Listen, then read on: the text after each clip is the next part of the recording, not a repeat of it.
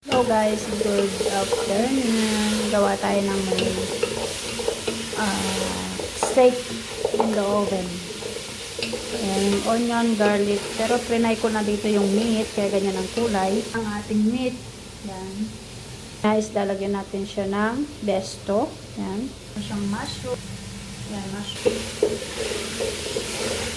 Lalagyan natin sa oven na 1.5 hour yan. Saute lang natin siya. Yan. Lagyan natin ang ating celery. Yan.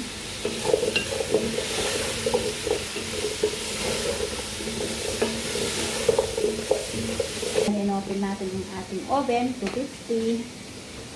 Ngayon, lagay natin ang ating mushroom. Yan. Yan guys, yan. Ating mushroom. Yan lang natin at para medyo